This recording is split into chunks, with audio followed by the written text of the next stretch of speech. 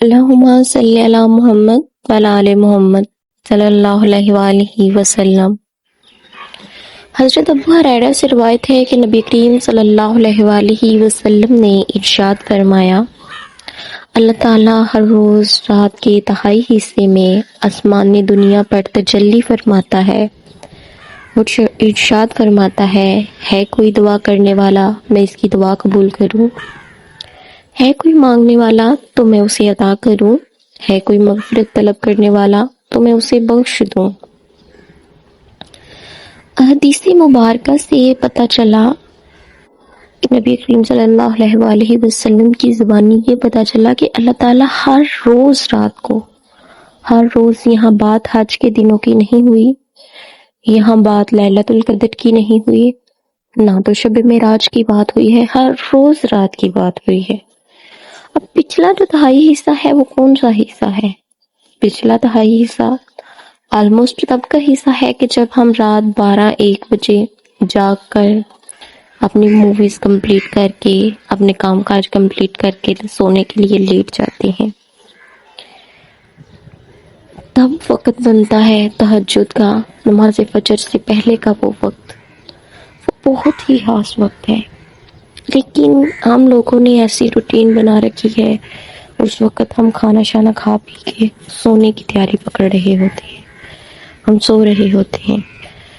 تو اس وقت جب رب کی رحمت صدائیں لگا رہی ہوتی ہے کوئی مجھ سے بخشش مانگنے والا، ہے کوئی مجھ سے مغفرت مانگنے والا، تو تب ہم غفلت کی نیند سو رہے ہوتے ہیں، تب ہم پہ غفلت کی چادر، غفلت کی نیند اتنی طاری ہوتی ہے، اتنی طاری ہوتی ہے کہ ہم اس وقت اس طرف گمان ہی نہیں جاتا کہ رب کی رحمت ہمیں بلا رہی ہے، اس رحمت کا ہم جواب دیں، رب کی بارگاہ میں سجدہ ریز ہوں، پیشانی رکھ کر اپنے گناہوں کی معافی مانگ لیں، اللہ کے آگے جھک لیں۔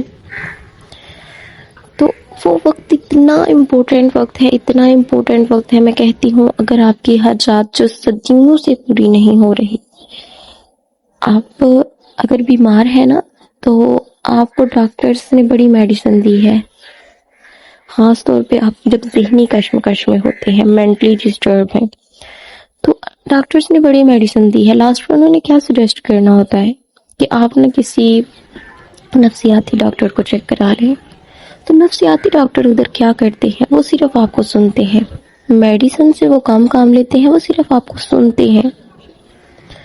صرف وہ جو سننا ہے نا وہی آپ کا ٹریٹمنٹ ہوتا ہے۔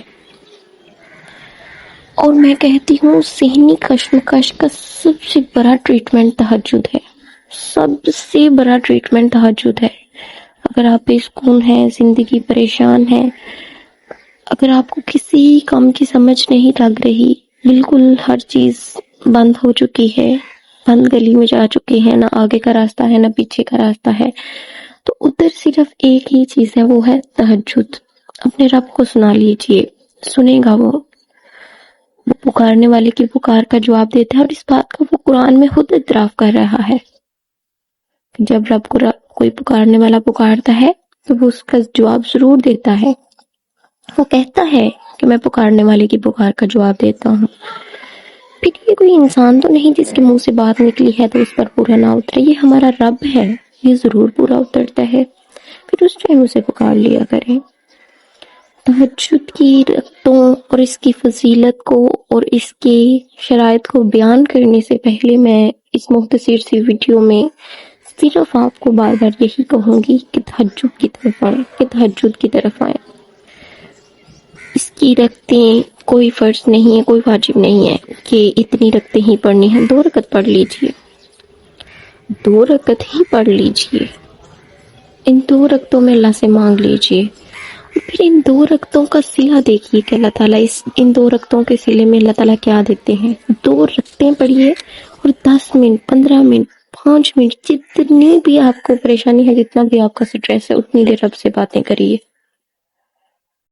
10 منٹ باتیں کر لیجیے اللہ سے، 15 منٹ باتیں کر لیجیے، 5 منٹ کر لیجیے، وہ آپ کی پریشانی پہ ڈیپینڈ کرتا ہے کہ آپ کو کتنی پریشانیاں ہیں۔